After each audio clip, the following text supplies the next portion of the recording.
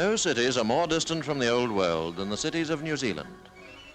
From New Zealand to North America is over twice as many miles as from America to England. From New Zealand to Australia is as far as from England to Gibraltar. And yet, from Auckland, planes for Australia come and go 7 days a week, as regularly as a railway service. And 3 times a week the planes come in from England. No longer is New Zealand almost cut off from the rest of the world by distance.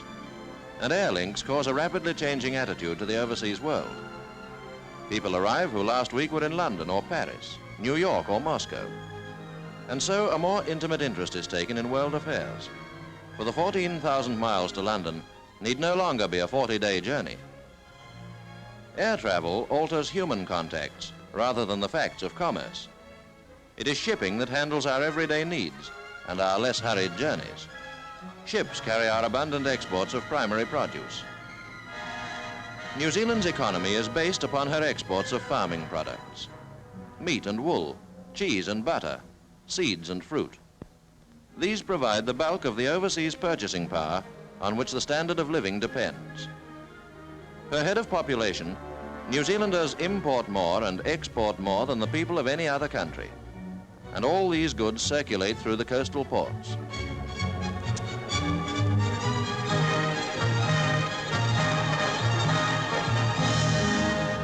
The exports come from the soil, and so depend upon the lie of the land, upon rainfall, and upon soil composition.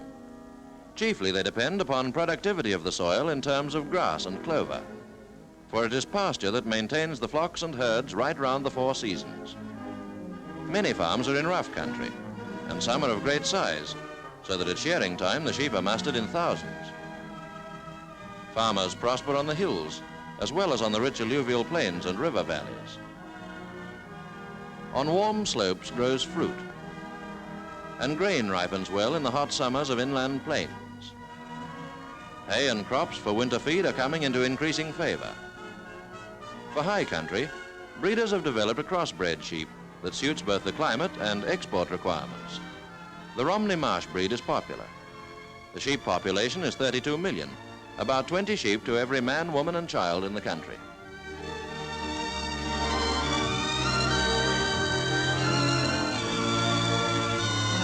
Dairying is a large and growing industry, so large that New Zealand supplies a half of Great Britain's butter imports and a third of her cheese. The climate allows cattle to remain permanently out of doors, except at milking time, and this means a great saving in labor. One man's herd may vary from a few cows up to 60 or 70, and most herds are based upon the Jersey breed. The Jersey has done much to make New Zealand the biggest dairy exporter in the world.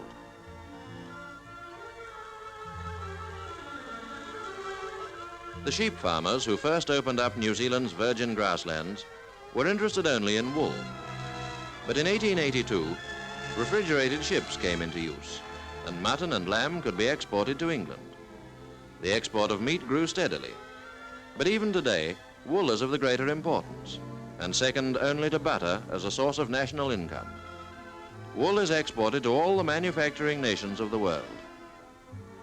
Each sheep station has its wool shed, with a battery of power-driven shears. Shearing gangs of highly skilled shearers, often Maoris, live a nomadic life in the Christmas heat, traveling round from one sheep station to the next.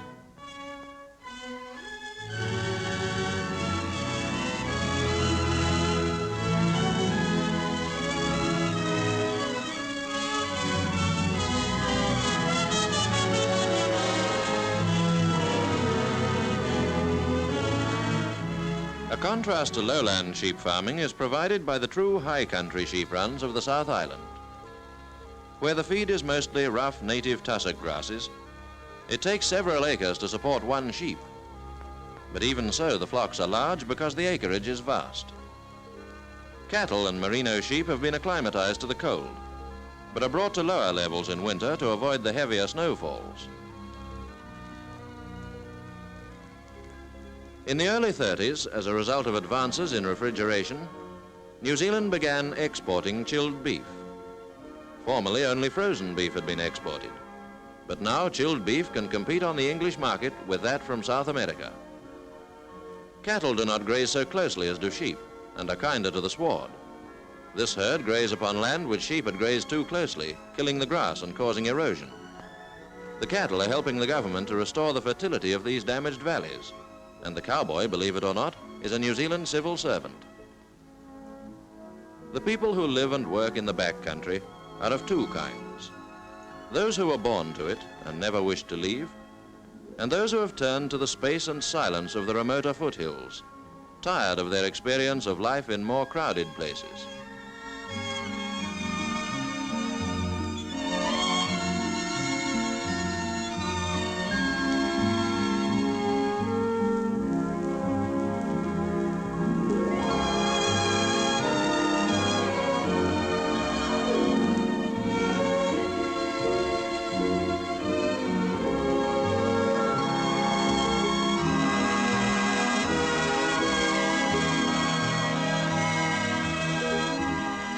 It is the fertile river flats that bear the rich farms carrying several sheep to the acre.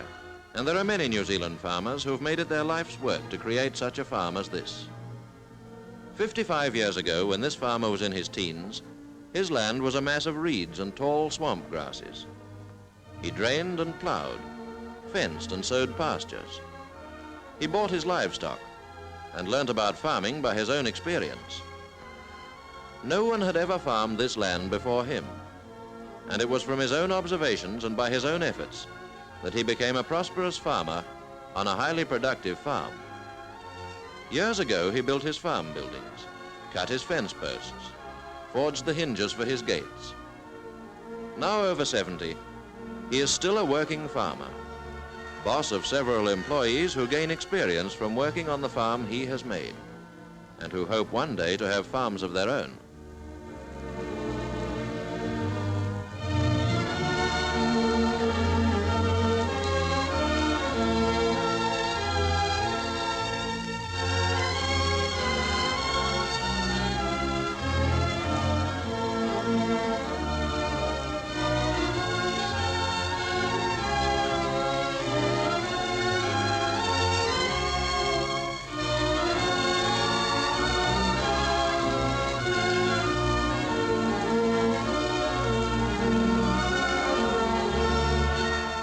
There are many New Zealand farm workers who realize their ambition to become independent farmers, and it is the boss from whom they can learn most about farming who has their greatest respect.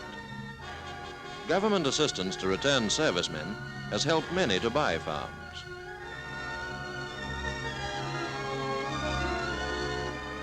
However hard he works, almost every farmer finds time to visit town each week. At his nearest centre, he will see what is in the merchants' windows, meet other farmers, and discuss everything from pigs to politics. There are stock sales to attend, and his district's annual wool sale. Every country town has its weekly Farmers' Day, when the farmers journey in from all the outlying holdings.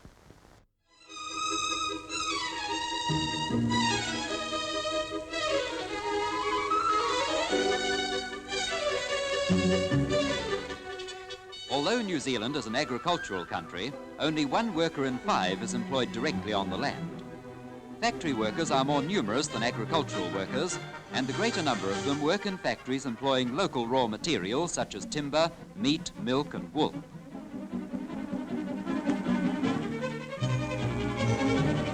Even before the late war, secondary industries were expanding and making the country less dependent upon imported goods. New skills were brought in by immigrants or acquired by the New Zealand born. These are a people willing to try their hands at any job that offers and used to succeeding in new enterprises.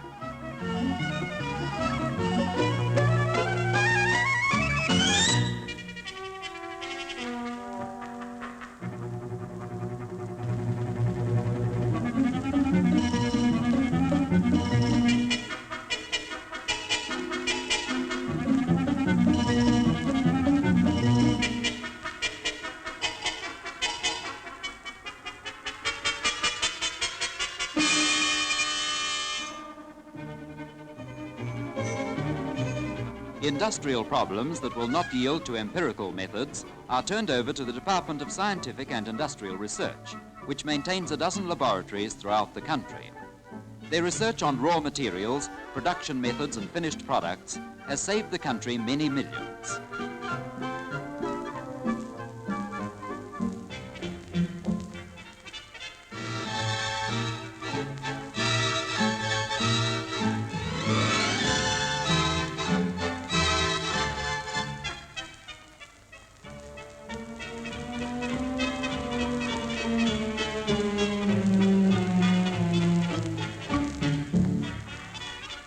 Heavy industry dates from the building of the first railway locomotive in 1889. At the turn of the century, Railway Workshops designers achieved world fame with their Pacific-class locomotive. The New Zealand railways still build all their own engines and their own workshops, using steel and pig iron imported from England and Australia. They also build most of their own rolling stock. In early days, only the coasts of the country were accessible, and it was the building of railways that opened up inland plains for settlement.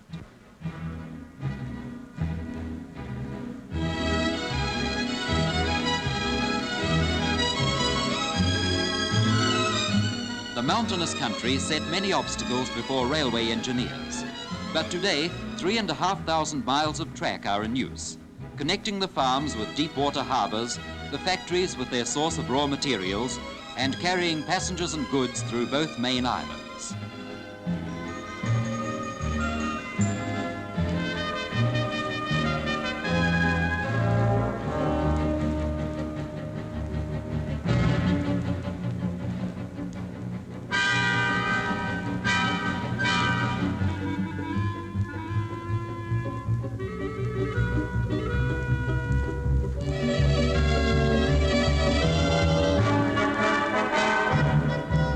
Because Cook Strait divides the railways into two separate systems, there are many routes on which air freight is of value in saving transshipment. Between North Island and South Island centres, such a service is operated by the Railways Department.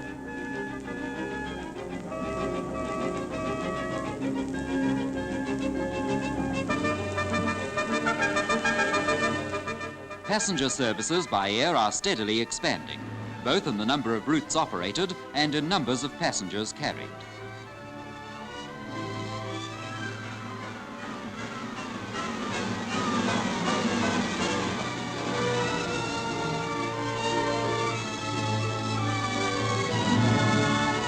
As air travel increases, the sight of towns from the air becomes a common experience. The gridiron pattern is the one most frequently seen.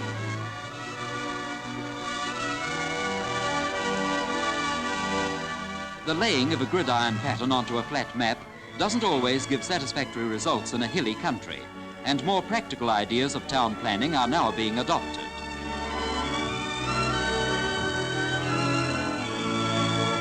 Buildings are designed to be earthquake-proof and so rarely go beyond 7 or 8 stories. In any case, there's plenty of room in most places and no necessity to build upwards rather than outwards. Street names, like personal names, reflect origins. And though old world designs are not always suitable to new world climates and materials, architecture reflects origins too. With 1 car to 5 inhabitants, the percentage of motorists is the second highest in the world. One reason is that distances are large. In the country, a farmer may use his car to visit his nearest neighbours.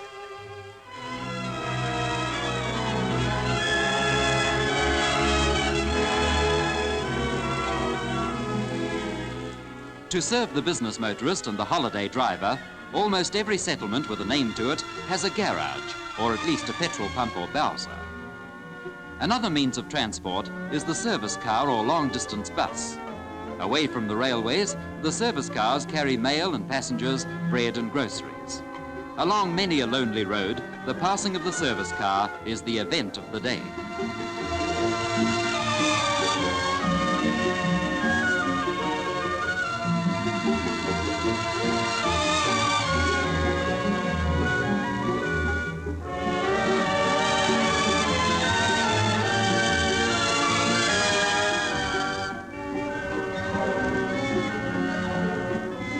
Each Friday night and Saturday morning, cars pour out of town to the mountains, streams, lakes and broad ocean beaches.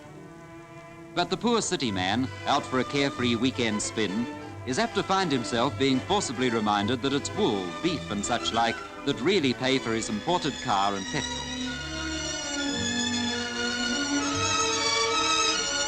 Endeavours are made to keep stock routes and traffic routes separate, but often enough the two coincide, and once or twice in every long country motor drive, it's necessary to slow up for stock.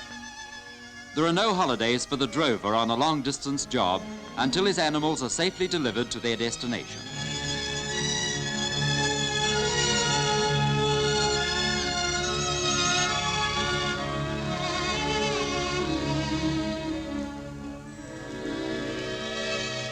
When a motoring family has a week or so for holidays, they tour the more inaccessible scenic drives or visit tourist hotels at the lakes or in the mountains.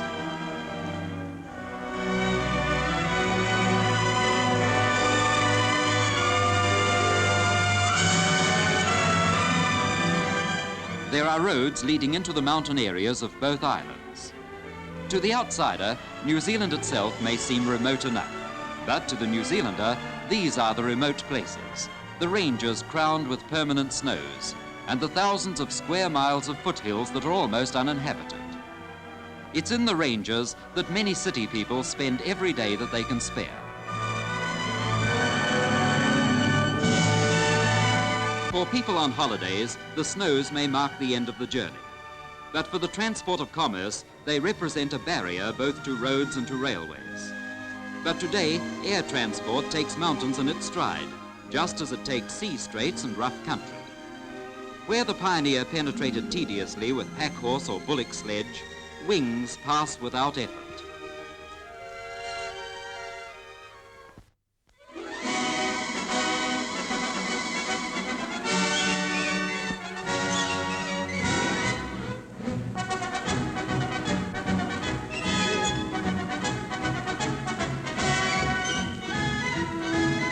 Rugby is a big draw in New Zealand, and on winter Saturday afternoons, every town echoes with the shouts and cheers of rugby supporters. The crowd of 20,000 for an interprovincial match will swell to 40,000 when the match is international.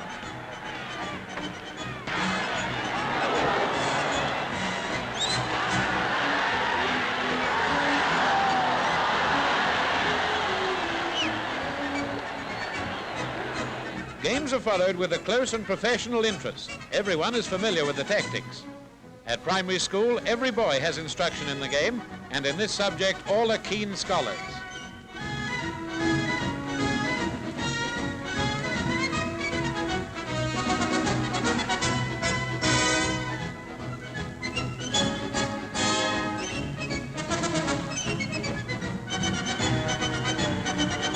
At secondary school, there is special coaching for promising players, and inter-college games are always followed with enthusiasm.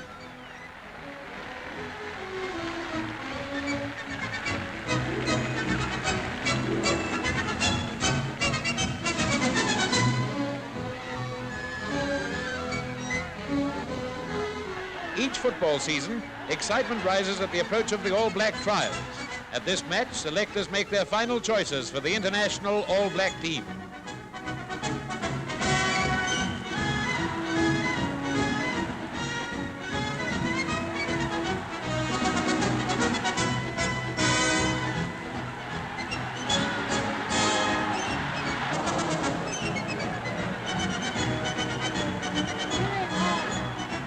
Every player puts all he has into the game. To be selected to play for the All Blacks, even if only for one season, is a mark of honor which lasts a lifetime. The All Blacks probables versus possibles match is football of world class.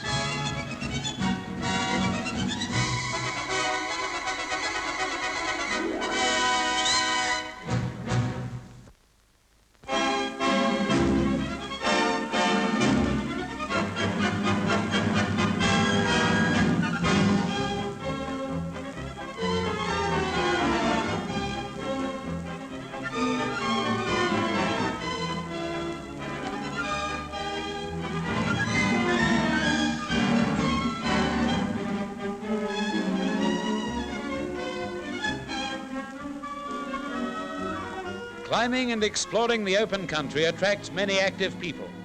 Shooting in the back country is a favorite sport, and for some, a means of livelihood.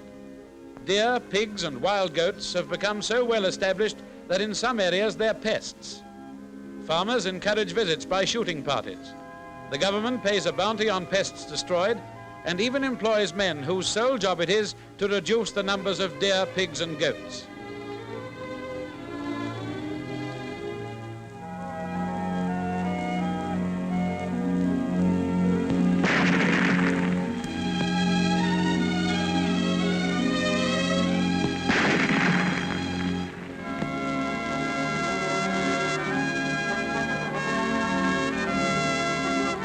There are vast areas abounding in game that anyone is welcome to shoot over to reduce the pressure of animals on the grazing. No one has to pay for shooting rights here.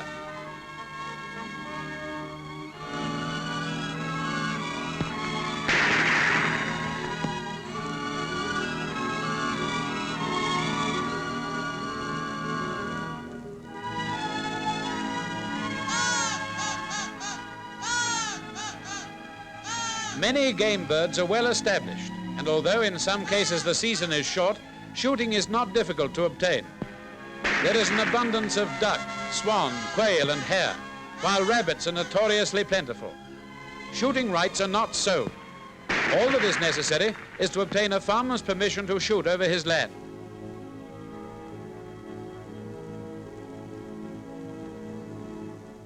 Those who want a weekend away from it all can just walk straight out of the cities into the country.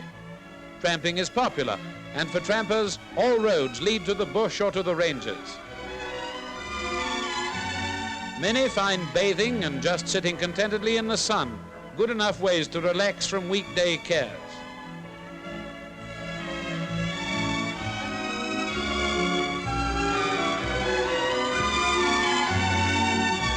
Sailing on the many natural harbors and inlets is a popular sport within the reach of all. Even small boys own and sail their own 7-foot racers. The yacht clubs are numerous and cater for members of all ages. 2 or 3 boys will club together to build and maintain their own boat. Probably this won't be their only interest. They'll have other sports as well.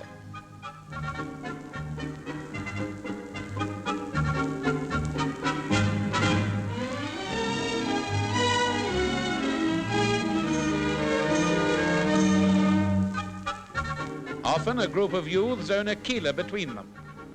The owner of a yacht never has any difficulty in raising a skilled volunteer crew.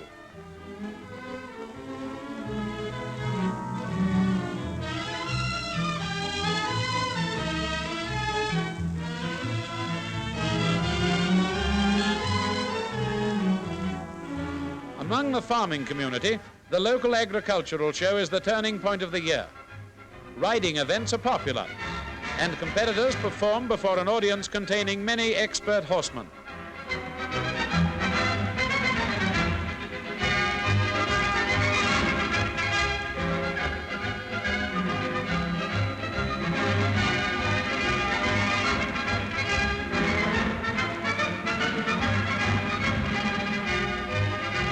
The country is famous for its trout fishing as well as its big game fishing. And anglers from all over the world visit New Zealand to play trout of a size seldom found elsewhere. Not only visitors, but New Zealanders too spend holidays in fishing lodges and go out to try their luck along the banks of rivers whose names are familiar to anglers the world over. Many return to the same waters year after year to fish the rapids they know, renew old friendships, and breathe fresh mountain air.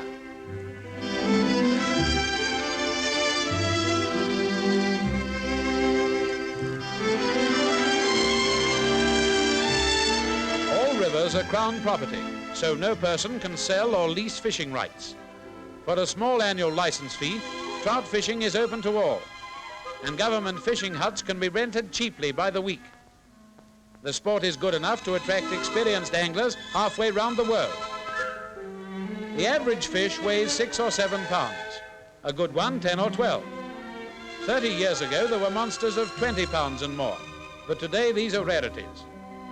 Most anglers will be content enough with a fish like this, especially if he's a newly run, hard-fighting rainbow. And always there remains a sporting chance of hooking and landing one of those rare 20-pounders.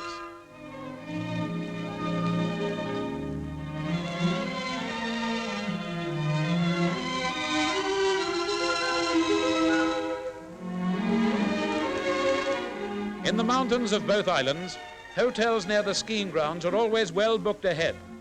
The winter sports season is one of the longest in the world. Because the snowfields are far from the centers of population, skiing has not been everybody's sport. But there are special weekend snow excursions, and these now put the skiing runs within access of all.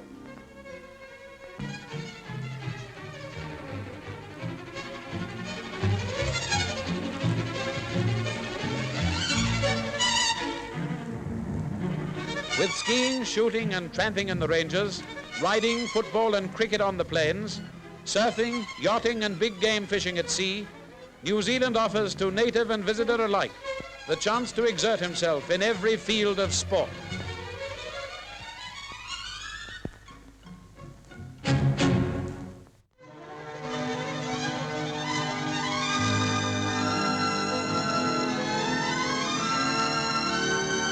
Many tourists who visit New Zealand take home the idea that the Maori people are just a picturesque remnant, living in the midst of thermal wonders. This is because one or two villages keep up the outward aspects of Polynesian life. These places do succeed to some extent in preserving the ancient pattern of Maori community living. Within the Maori heart, the pull of tribe and of family remains strong. Community feeling has outward expression in songs and dances.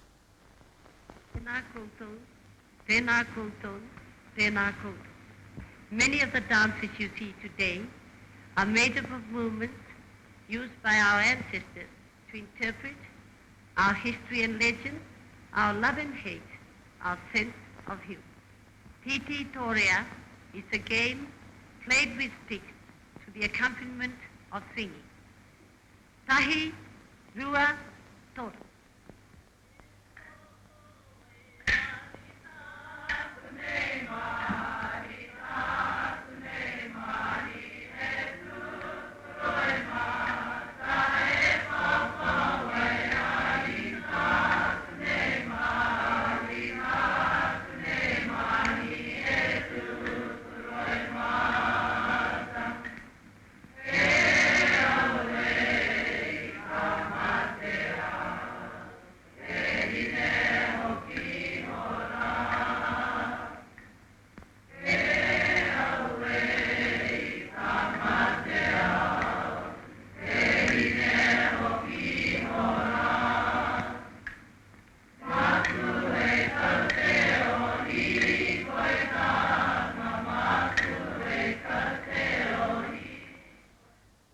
Long ago, Maori voyagers brought their pattern of living down to this land from the direction of Tahiti.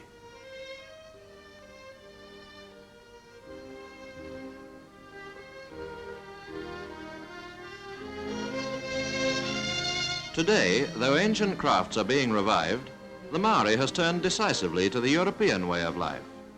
In working hours, he's a farmer, a laborer, or a skilled tradesman. He wants an interesting job and independence. The Maori community, 100,000 strong, is picking from European life those elements which it finds practical and agreeable. But with all the European gear and knowledge they acquire, most people born into Maori families prefer to stay Maoris at heart.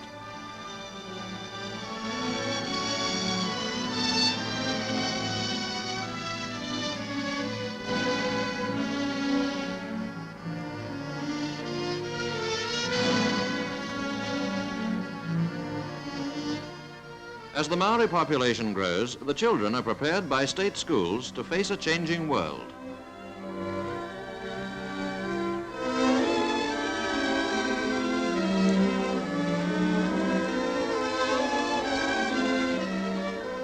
The education they receive is the same as that given to Pākehā children, that is to say, the children of European parents. In places where the population is mixed, the school classes are also mixed.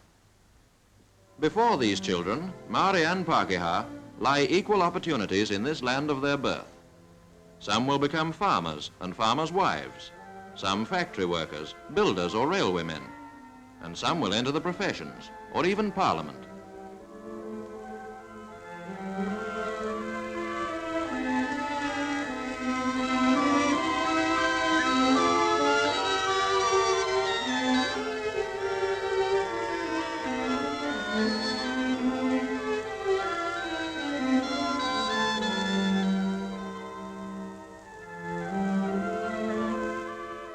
Town or country, the education aims at the same standard, and since 1877 has been free, secular, and compulsory for all children over 6. Free schooling can be continued until the age of 18, and after that, free university training is available for those of ability. The majority of children attend the government schools known as public schools, and here they find an education that treats learning as something to be acquired from experience as much as from books. Children can enter free kindergarten at the age of 3, or primary school at the age of 5.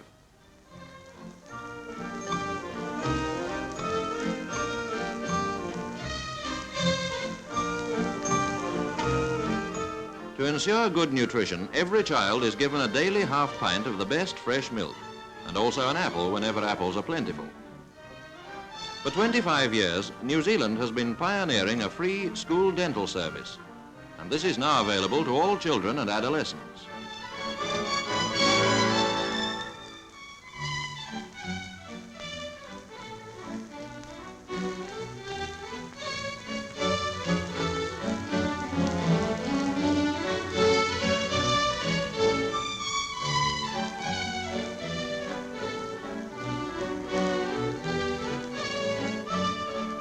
For children who are convalescent or underweight, health camps are maintained by public subscription. Though everyone at all times can get plenty to eat at home, malnutrition is sometimes caused by food fads or ignorance.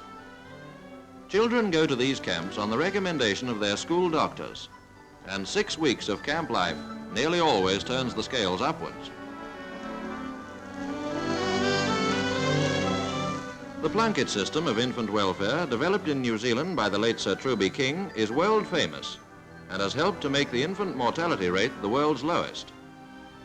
The adequate maternity benefits introduced under the Social Security scheme have resulted in an increased birth rate. The cost of having a baby is little more than the cost of its clothes. Most babies are born in maternity hospitals, few at home. Besides maternity benefits, the Social Security scheme assures free hospital treatment, free medicines, x-rays and massage, and medical benefits to pay the fee of the doctor the patient chooses. Thus, the best of medical care is available to all, rich or poor. If the doctor finds that expensive drugs or special nursing is needed, then these things are available, at home or in hospital.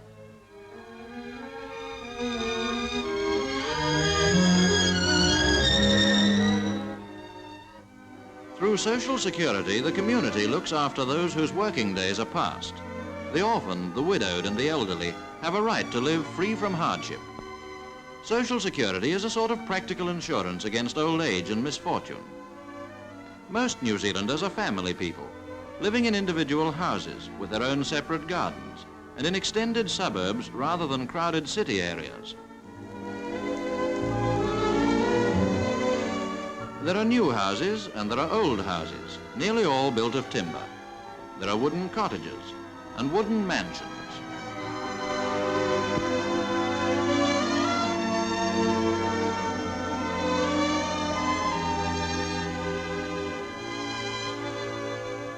A minority of city people live in flats, some in this government-owned block, which answers the housing problem for single people and childless couples in a crowded area.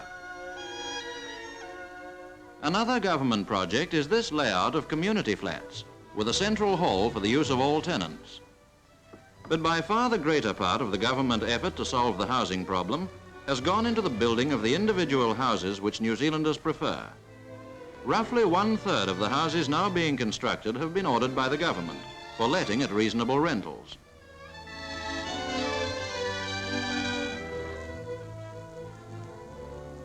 The privately owned homes are numerous and for the most part modest, having been built for the job of housing a family of a certain size. A few homeowners have built luxury houses on sites chosen for their outlook.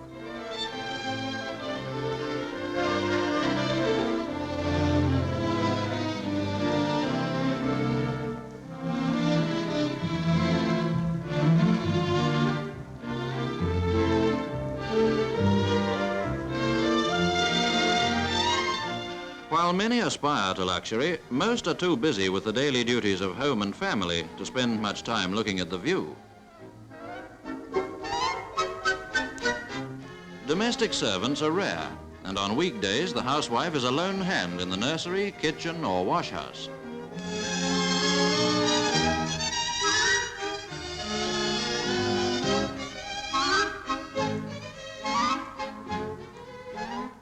At weekends, which are 2 full days, father does the household repairs or straightens up the garden. Most suburban residents are keen gardeners, and the unwilling minority have to keep their gardens up to the general standard. In the towns and cities, there are numerous parks and wooded areas. The air is free from smoke. Sunshine and open air are accessible to all.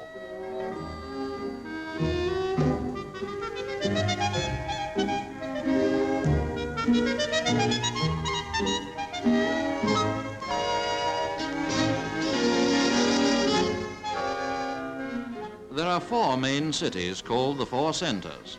In the colder south, Dunedin, built round a great natural harbour and overflowing over the rims of surrounding hills.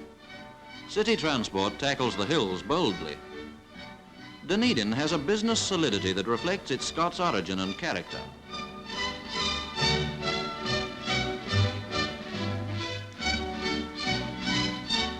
Next, Christchurch, a city laid out by English settlers in gridiron pattern at the seaward edge of the great Canterbury Plains.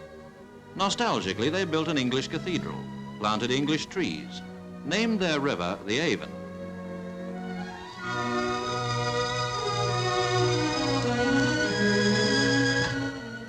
Auckland, the northernmost and largest city, is more cosmopolitan, a terminus for Pacific routes as well as a shipping port. But though it is the largest and most extensive city, Auckland is not the capital.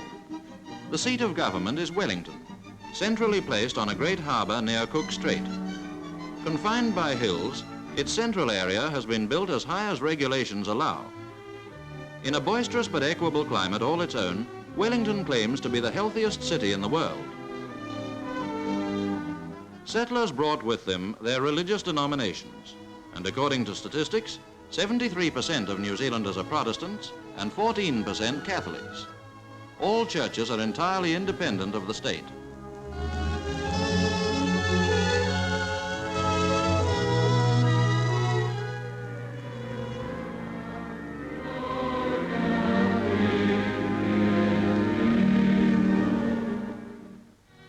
Colleges of the University of New Zealand are spread over the 4 main centres, and in the last 10 years the student body has doubled in size. Skilled in law or literature, medicine, science or administration, the graduates move on to enrich the nation's life. Of the men who become specialists, many travel to greater opportunities in larger English-speaking countries. Of recent years, there's been a great revival of interest in music and the arts. The beginning of this revival was marked by wartime lunch hour concerts.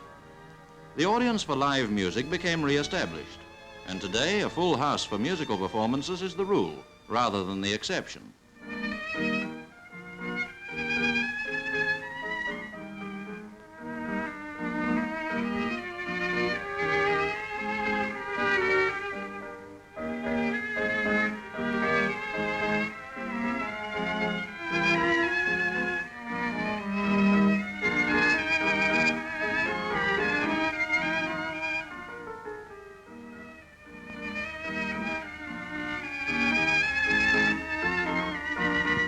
The public was ready for fresh musical developments, and when the war was over, the New Zealand Broadcasting Service formed a National Symphony Orchestra. Music known before only from imported records can now be heard at first hand.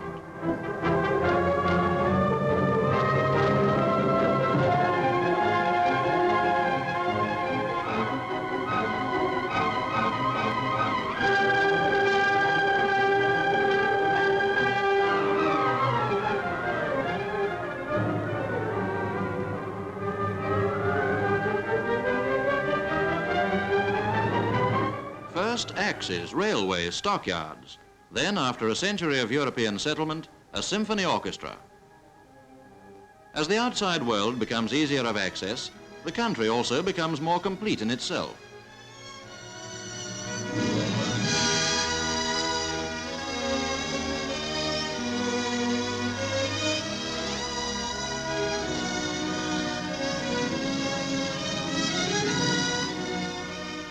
The modern history of New Zealand is short, but it has seen settlements and transport spread in from the coasts to cover the land.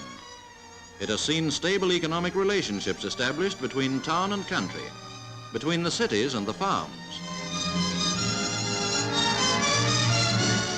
This is a country dependent on sheep and cattle. Its wealth, the annual growth of clovers and grasses. Its prosperity rooted in the soil.